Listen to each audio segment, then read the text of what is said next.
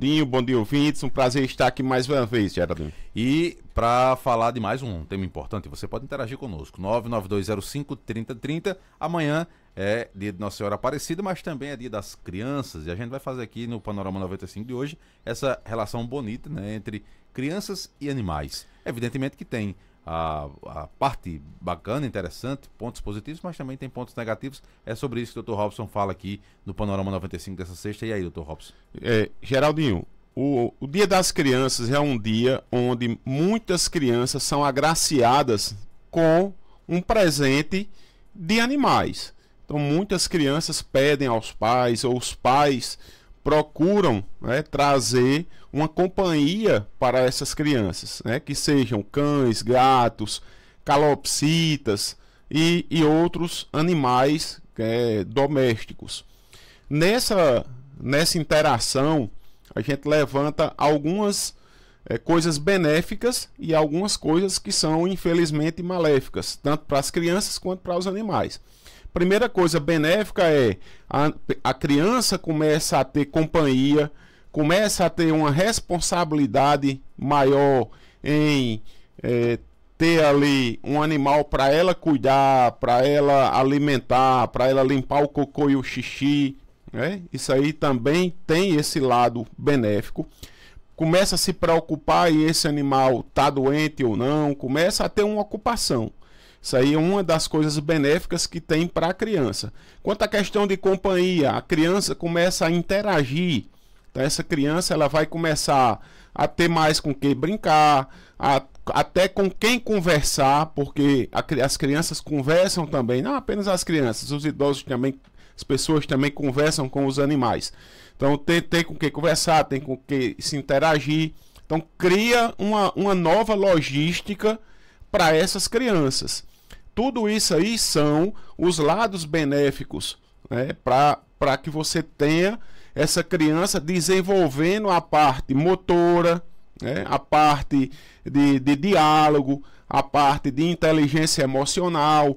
Tudo isso daí vai fazer os benefícios à criação desses animais para essas crianças. Agora, existe também o outro lado, onde a gente se preocupa com o lado maléfico, não seria maléfico tanto em termos de malignidade, mas assim, o lado que não é bom. Essa criança ela tem de estar preparada para a morte desse animal, já que você está dando a ela um ser vivo e que pode ocorrer, infelizmente, esse animal adoecer. Você já pode fazer a aquisição, que é outra preocupação nossa, é onde você vai fazer a aquisição desse animal.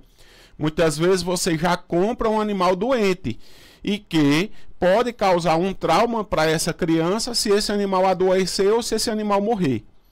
Então também tem esse outro lado preocupante. Você tem de ver se esse animal está vacinado, vermifugado, porque esse animal ele pode carregar doenças que são zoonoses e que transmite para essas crianças, tá? O contato direto, que aí se eu for falar aqui das zoonoses, existem diversas zoonoses que pode esse animal tá carregando. Calopsita pode transmitir clamídia, né?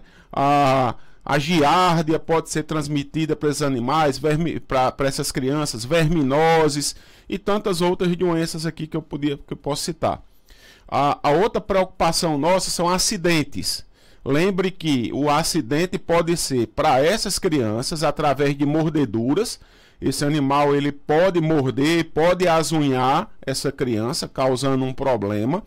Como também essa criança pode machucar o filhote, o animal que ele está recebendo, porque a criança muitas vezes no ato de brincar acha que aquele animal é um brinquedo e pode apertar demais e causar fratura, pode jogar de uma altura ou deixar cair de uma altura que pode causar fratura ou traumatismo craniano nesse animal e ir a óbito, pode dar brinquedinhos ela na intenção de brincar e esse animal ingerir esses brinquedos e ter um corpo estranho dentro do estômago ou intestino, né? A gente tem toda uma preocupação. Onde é que eu estou querendo chegar para que a gente possa abordar esse dia da criança de forma salutar. Que os pais ou responsáveis, ao ter a intenção de dar um animal de estimação para essa criança como presente do Dia das Crianças, se cerque de todos os cuidados, que seja vacinação, vermifugação, aquisição desse animal, orientação para com a criança, para se cercar dos principais cuidados, verificar se tem condições de logística, financeira e tudo mais, de criar esse animal. Lembrar que esse filhotinho que está sendo dado à criança, ele vai crescer e que a criança também vai crescer, certo? E que quem é que vai ficar responsável por esse animal durante toda a sua vida, para que depois não pegue e não jogue esse animal na rua. Então, todos esses cuidados, eles são importantes para que a gente possa cercar não apenas o presente que essa pessoa, que essa criança está recebendo, mas também se certificar que esse animal que está sendo adotado, né, que está sendo doado para essa criança, ele vai ter uma boa qualidade de vida, que seja de alimentação, de abrigo, de sanitário, de saúde, né, de carinho ao longo de toda a sua vida. Então fica aqui, eu não estou com essas palavras aqui abordando para tirar da cabeça que as pessoas não deem animal de estimação de presente no Dia das Crianças, mas a gente está aqui trazendo uma responsabilidade tanto para as crianças que estão recebendo, mas também para os animais que estão sendo doados para essas crianças. Então, fica aqui o alerta, né? Fica aqui a lembrança dos cuidados e desejar a todas as crianças um feliz Dia das Crianças, com muita alegria, com muita paz, que seja com um cachorrinho de estimação, ou com um gato, ou com outro animal, ou que seja simplesmente como eu considero o melhor presente do mundo, que seria um cheiro, um beijo e um abraço.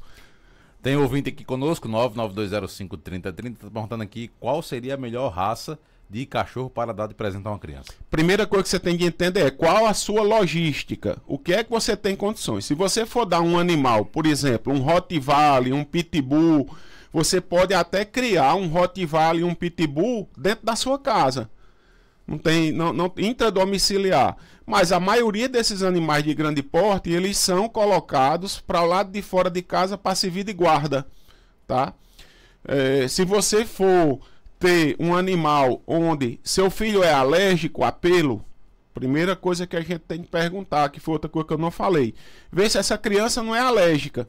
Vai que essa criança seja alérgica a pelo de gato ou a pelo de cachorro, e muitas vezes quando ela é alérgica, que é identificado o problema de alergia, as pessoas colocam os animais para a rua.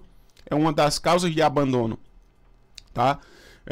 Então fica só o alerta, vê se não tem alergia para essa criança. Depois você identificou, aí esse animal ele vai ter necessidade de escovação diária, né? Ele é uma raça geniosa, porque tem raças geniosas, né, que você pode estar fazendo com que essa criança daqui uns dias seja mordida. Então tudo isso aí vai muito de acordo com as características de cada animal. Avalie. Hoje com a internet você pesquisa na internet raça, gênio de raças, né, características de raças, ou procura um médico veterinário que pode estar orientando você qual a melhor raça se adequa às suas condições. É o mesmo raciocínio para os gatos? O mesmo raciocínio para os gatos. Os gatos, eles são mais independentes, tá? Vejam que os gatos, eles são os animais que eles não necessitam tanto de banho, porque eles próprios têm a história do banho de língua, eles próprios fazem a higiene pessoal. O gato, ele não faz cocô no meio da casa, nem xixi no meio da casa, ele procura lá um local com areia para fazer cocô e fazer xixi no local. O gato, ele quando tem fome, ele vai lá e come, ele vai lá e bebe. Então isso daí, o gato ele é mais independente. E o cão não. O cão ele tem uma logística bem maior e que dá bem mais trabalho às pessoas do que os gatos. Nosso ouvinte Maria do Rosário está desejando bom dia aqui para o Dr. Robson e faz a seguinte pergunta: quais são as recomendações para crianças andarem com animais em rua? Tem alguma recomendação específica? Primeiro, a criança ela tem de ter o domínio do animal. Se a criança ela não tem condições de dominar aquele animal na coleira, ela não deve passear com esse animal, porque pode causar risco para o animal, pode causar risco para a criança e pode causar risco para terceiros. Por exemplo, se você botar uma criança que tem 10 quilos para transportar, para carregar, para passear com um cachorro que tem 40, 50 quilos, se ocorrer desse animal partir, essa criança não vai conseguir dominar esse animal. E ele pode ser atropelado, ele pode causar uma queda nessa criança, essa criança sofrer um acidente, esse animal pode ser atropelado. Então a gente se preocupa não apenas com criança, qualquer pessoa que for passear com o animal, ela tem de ter a dominância desse animal. Se ela não tiver condições de dominar esse animal, ela não deve passear com ele. Tem perguntas aqui no nosso WhatsApp, mais perguntas. Bom dia, Dr. Robson. Depois que eu operei a minha gata, ela ficou medrosa. Qualquer barulho, ela corre com medo. Por que será? Ela pode ter ficado com um trauma. Aí esse trauma ele pode estar associado à questão da castração, porém, acho muito difícil. Ela pode ter ocorrido aí um problema de barulho, aí ela ficou com esse trauma. Eu vejo e escuto, Geraldinho, às vezes tem pessoas que querem tirar o trauma do animal com o próprio trauma. Isso aí não é indicado. Tem pessoas que pegam, por exemplo, tem animais que têm medo de fogos. Aí você pega e fica fazendo barulho de fogos para esse animal perder o medo. Não é recomendado você tratar medo com medo, certo? Para se acostumar com aquele barulho. Eu particularmente não gosto. Tem pessoas que adotam, tem profissionais que adotam, mas eu particularmente não gosto. Você deve se cercar de cuidados para você amenizar aquele medo. Se vai ter presença de fogos, porque vão soltar vários fogos, coloque um chumaçozinho de algodão no ouvido desse animal. Mas não fique tentando tratar medo com medo. Isso aí, para mim, eu como profissional, eu não indico. Muito bem, tem perguntas aqui no nosso WhatsApp, 992053030, vamos ouvir. Bom dia, Geraldinho. Geraldinho pergunta ao Dr. Robson se tem remédio para gripe. Porque tem um gatinho de rua aqui que está com gripe. Pergunta aí se vende sem receita médica. Existe remédio para gripe? Olha, existe remédio para gripe, sim. A venda ainda na medicina veterinária, ela é liberada, a venda de produtos que seja qualquer medicação, antibiótico, ela não tem restrição de venda de antibiótico como existe na medicina humana. Agora, o que a gente tem de entender é esse complexo respiratório felino, que são as causas de problemas respiratórios em gatos, elas são diversas. O animal ele pode estar com infecção bacteriana, pode estar com quadro viral, pode estar com fungo. Esse problema respiratório pode ser em virtude de um problema cardíaco. Então, existem vários agentes causadores. Até verminose, por exemplo, o Dictiocaulus é um verme que pode causar alteração pulmonar, problema pulmonar. Então tem de analisar qual seria o agente causador para poder medicar e ela comprar a medicação adequada, porque muitas vezes essas doenças elas estão conjugadas, sendo mais de uma doença ao mesmo tempo. O animal pode estar com um vírus, pode estar com a bactéria, pode estar com fungo e uma verminose, tudo junto, causando um problema bem mais grave para esse animal. Aqui no nosso WhatsApp, o ouvinte pergunta o seguinte: é verdade ou é mito que é preciso agendar limpeza dentária em cães e gatos? Não é que seja verdade ou mito. Todo procedimento que seja realizado em animais, ele deve ser precedido de exames complementares. Por exemplo, você vai submeter um animal a um tratamento periodontal, aí que seria a limpeza de tártaro desse animal. Mas você tem de fazer os exames como hemograma para saber se esse animal tem anemia ou plaquetas baixas. já que você vai submetê-lo a uma anestesia. Tem de fazer exames de bioquímico para ver se o rins ou o fígado desse animal está comprometido, porque a anestesia pode agravar esse quadro. Você tem de fazer um eletrocardiograma em animais com idade avançada, né, de preferência de animais avançados, apesar que hoje tem pessoas exigindo para animais jovens, porque ele pode ter uma cardiopatia e ele ir a óbito durante a anestesia. Então tudo isso aí é necessário sim que se faça exames complementares para submeter, para proteger o animal, né, de alguma patologia que ele tenha e proteger o profissional que vai executar o serviço, já que esse animal pode morrer infelizmente na mão desse profissional e ele ser punido, financeiramente ou profissionalmente por não ter executado os exames pré-anestésicos. A Fabiana, do bairro Paraíba, manda aqui pra gente a seguinte pergunta, vamos ouvir. Bom dia, eu tenho esse gatinho aqui que ele é de rua, ele há poucos dias ele tá com essas deformações no pelo, essas partezinhas esbranquiçadas, é em todo o corpo. O que é que eu poderia medicar ele para melhorar essa questão e do que se trata? Por que está acontecendo isso? Ela está dizendo, está complementando aqui a informação, diz que é um gato de rua, mas que todo ano ela vacina contra a raiva. Pronto. Essa questão, parabenizar, eu gosto de parabenizar as pessoas que adotam e eu gosto de parabenizar as pessoas que cuidam de animais, principalmente animais de rua, né? São pessoas de bom coração. Essa questão de alopecia, né, ela mostra aqui uma imagem de um gato com áreas de alopecia diversas no pelo do animal. Animais de rua, eles são muito propensos a terem problemas de sarna, a problemas de fungo, tá?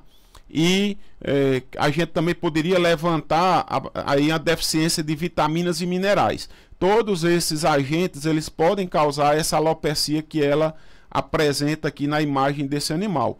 É necessário fazer aí um raspado cutâneo para que você possa identificar qual agente está causando essa alopecia do animal. Embora que existam produtos no mercado que são já para tratamentos mistos, né? Produtos que tanto trata fungo como trata sarna. A grande questão é que esses produtos eles são tóxicos e muitas vezes pode causar uma intoxicação nesse animal.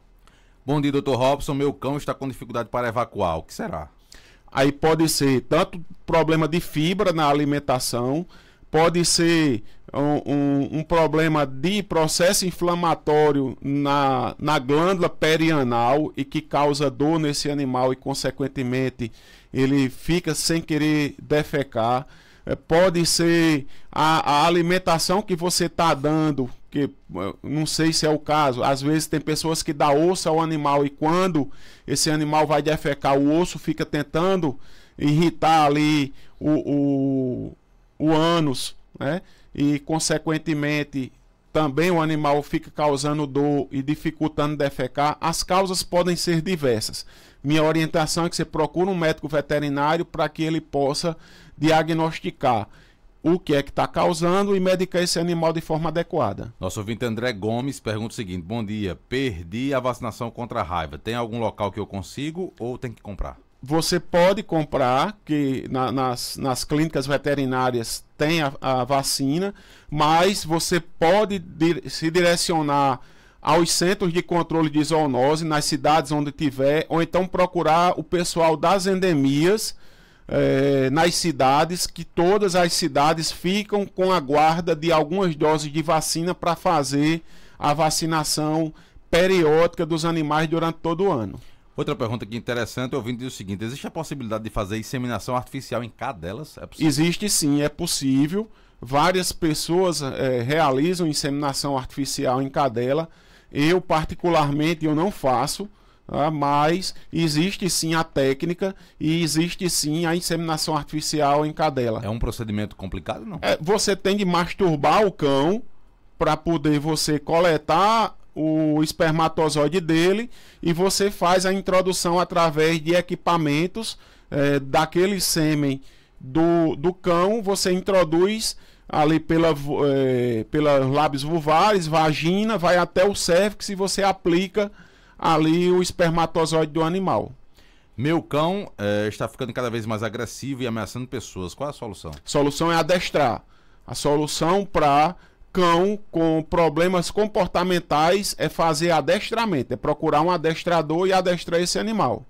Mandar um abraço aqui para Sueli Logino. Ela disse que essa hora do programa que o Dr. Robson participa é a melhor hora do programa. Grande abraço, Sueli. Dr. Robson é médico veterinário, atende na Veteripet aqui na cidade de Caicó. Deixa eu só conferir aqui o telefone aqui do Dr. Robson. Que fica a Rua Augusto Monteiro, 569, no centro de Caicó. Telefone para contato 3421-1263 ou então WhatsApp 99962-1907. Você pode conferir, inclusive, todas as dicas e informações pelo Instagram, @Veteripet. Segue lá, compartilha as dicas do Dr. Robson. Dr. Robson, obrigado e até a próxima sexta. Obrigado e grande abraço, Geraldinho. São 8h09, 8h09.